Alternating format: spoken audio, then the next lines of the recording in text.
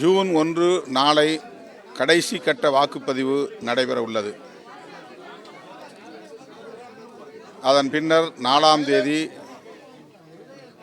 வாக்கு எண்ணிக்கை நடைபெற இருக்கிறது. நாடே மிகுந்த ஆவலோடு காத்திருக்கிறது. 10 ஆண்டு காலம் இருளில் மூழ்கிய இந்திய தேசம் வெளிச்சத்திற்கு வரப்போகிறது.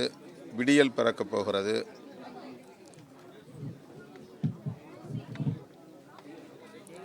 மோடி சாம்ராஜ்யம் என்கிற பெயரில் இங்கே ஜனநாயகத்திற்கு எதிரான ஒரு ஆட்சி நிர்வாகத்தை நடத்தினார். ஜனநாயகம் பாதுகாக்கப்பட மக்கள் தீர்ப்பு எழுதியிருக்கிறார்கள். அந்த தீர்ப்பு வெளியாகும் நாள்தான் ஜூன் 4. இந்த சூழலில் பிரதமர் மோடி அவர்கள் கன்னியாகுமரியில் விவேகானந்தர் அமர்ந்த பாறையில் அமர்ந்து தியானம் இருக்கிறார்.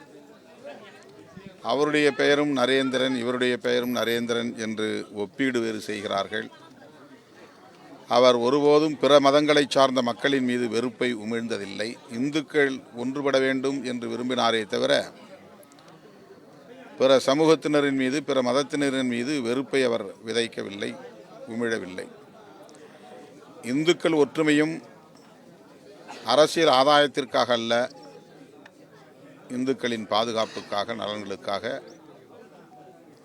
அந்த நரேந்திரர், விவேகானந்தர் விரும்பினார். ஆனால் இந்த நரேந்திரர்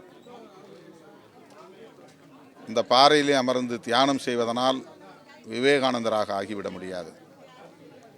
வெறுப்பு அரசியலை விதைக்கிற வெறுப்பானந்தாவாக வேண்டுமானால் அவர் தொடர்ந்து வலம் வர முடியுமே தவிர அந்த நரேந்திரர் விவேகானந்தாவைப் போல மக்களின் நன்மதிப்பை பெற முடியாது. மோடி ஆட்சிக்கு முடிவு கட்டும் நாள் ஜூன் 4. ஜனநாயகத்தை பாதுகாக்கும் தீர்ப்பு எழுதும் நாள் ஜூன் 4. இந்தியா கூட்டணி பெருவாரியான இடங்களில் வென்று புதுதில்லியில் ஆட்சி அமைக்கும். தமிழகத்தை பொறுத்தவரையில் புதுச்சேரி உட்பட 40 தொகுதிகளிலும் திமுக தலைமையிலான கூட்டணி வெற்றி பெறும். தென்னிந்தியாவில் சங் பரிவார்களுக்கு இடமில்லை என்று அடித்துச் சொல்லுகிற ஒரு தீர்ப்பாக, அழுத்திச் சொல்லுகிற ஒரு தீர்ப்பாக இந்த தேர்தல் தீர்ப்பு அமையும். அவரோடு காத்திருக்கிறோம். சார், அதாவது பாமக ராமதாஸ் என்ன சொல்லியிருக்காருன்னா, பிரதமர் மோடி தியானம் செய்யறதுல எந்த விதமான தவறும் இல்லை, அது மட்டும் இல்லாமல் இது ஒரு மறைமுக தேர்தல் பிரச்சாரமாக நம்ம எடுத்துக்கொள்ள முடியாது அப்படின்னு ஒரு கருத்து தெரிவிச்சிருக்காரு. ஒவ்வொரு தேர்தலுக்கும் அவர் இந்த மாதிரியான வித்தைகளை செய்து கொண்டிருக்கிறார். போன முறை அவர் இமாச்சல் பிரதேசத்திற்கு சென்று அங்கே ஒரு குகையில் அமர்ந்து அதை படம் பிடித்து நாடு முழுக்க பரப்பினார். கடைசி கட்ட தேர்தல் வாக்குப்பதிவின் போது இந்த உத்தியை கையாண்டார். இந்த முறை விவேகானந்தரை நினைவு கூறக்கூடிய வகையிலே ஒரு அரசியல் உத்தி. மேற்கு வங்கத்தில் உள்ள மக்கள் இந்த மாய வலைக்குள் வீழ்வார்கள் என்று அவர் பெரிதும் எதிர்பார்க்கிறார். இது 100 விழுக்காடு அப்பட்டமான தேர்தல் உத்தியை தவிர இவர் தனிப்பட்ட முறையிலே தியானம் இருக்கிறார் என்று இதை எடுத்துக்கொள்ள முடியாது. தேர்தல் முடிவுக்கு பிறகு, தேர்தல் தீர்ப்பு முடிவுகளுக்கு பிறகு, வாக்கு எண்ணிக்கைக்கு பிறகு அவர் இப்படி எங்காவது ஒரு இடத்திலே தியானம் இருக்கலாம்.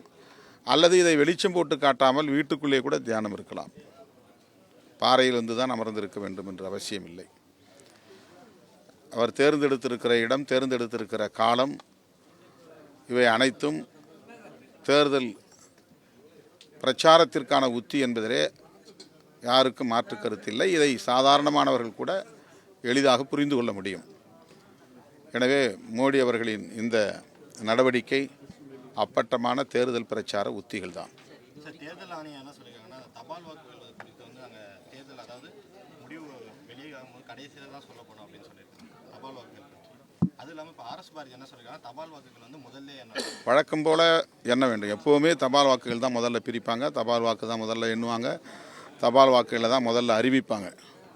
தபால் வாக்குகளில் ஒவ்வொரு கட்சியும் எவ்வளவு பெற்றிருக்கிறார்கள், சுயேட்சைகள் எவ்வளவு பெற்றிருக்கிறார்கள் என்பது 1 மணி நேரத்திற்குள்ளாக அல்லது 2 மணி நேரத்திற்குள்ளாக நாடு முழுக்க தெரிந்துவிடும். இந்த முறை அதை தலைகீழாக மாற்றுவது ஏன் என்று விளங்கவில்லை. தேர்தல் ஆணையம் தொடர்ந்து ஒரு சார்பாக இயங்குவதை போன்ற ஒரு தோற்றம் உருவாகிறது. இந்தியா கூட்டணி வலுவாக இருக்கும்போது ஏன் இதுவரைக்கும் வந்து பிரதமர் வேட்பாளர் அறிவிக்கல? காரணம் என்ன? அது தேவையில்லை, அப்படி அறிவிக்கணும்னு ஒன்று கட்டாயம் இல்லை. இந்தியா கூட்டணிங்கிறது கவுண்டிங் 4 நாள் தான் இருக்கு. இல்லை, அதாவது இந்தியா கூட்டணி என்பது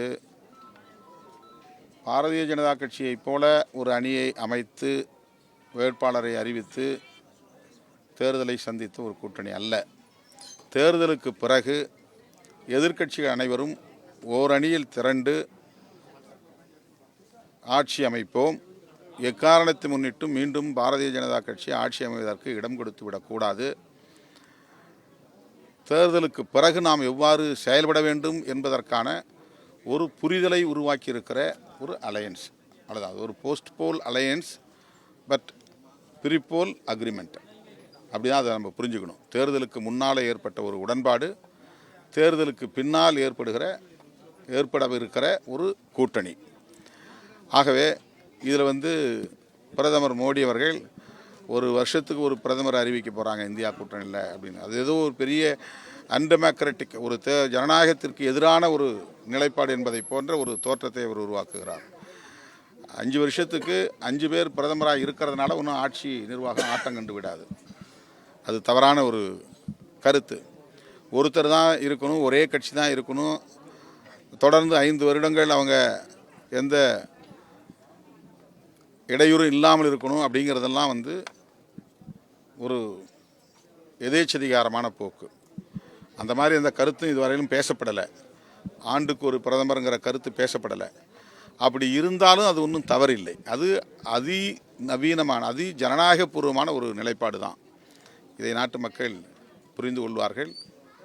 ஆகவே இந்தியா கூட்டணி முன்கூட்டியே பிரதமர் வேட்பாளரை அறிவிக்க வேண்டும் என்று எந்த கட்டாயமும் இல்லை. அந்த அடிப்படையிலே உருவான கூட்டணியும் அல்ல. அது தனித்தனியே நாம் போட்டியிட்டால் கூட வெற்றி பெற்றால் அது இந்தியா கூட்டணிக்கான உறுப்பினர்கள். இப்போ கேரளாவில் காங்கிரஸும் தனியாக நிற்குது, கம்யூனிஸ்டும் தனியாக நிற்கிறாங்க. கம்யூனிஸ்ட் வென்றாலும் அது இந்தியா கூட்டணிக்குத்தான், காங்கிரஸ் வென்றாலும் அது இந்தியா கூட்டணிக்குத்தான். மேற்கு வங்கத்தில் காங்கிரஸ் தனியாக நிற்கிறாங்க, திரிணாமுல் காங்கிரஸ் தனியாக நிற்கிறாங்க. திரிணாமுல் காங்கிரஸ் எவ்வளோ பேர் வெற்றி பெறுகிறார்களோ அவ்வளோ பேரும் இந்தியா கூட்டணிக்கான உறுப்பினர்கள். காங்கிரஸில் எவ்வளவு பேர் வெற்றி பெறப் போகிறார்களோ அவ்வளோ பேரும் இந்தியா கூட்டணிக்கான உறுப்பினர்கள். இதுதான் அக்ரிமெண்ட், இதுதான் இந்தியா கூட்டணியில் உள்ள சிறப்பு. எனவே இந்த அடிப்படையில் இந்தியா கூட்டணி தேர்தலுக்கு பின்னர் கூடி பிரம்மாண்டத்தை உருவாக்கும். இது தேர்தல் பின்னால் உருவாகப் போகிற பிரம்மாண்டத்தை காட்டும். அதுதான் இந்தியா கூட்டணி. செய்திகளை உடனுக்குடனும் துல்லியமாகவும் தெரிந்து கொள்ள சப்ஸ்கிரைப் பண்ணுங்க.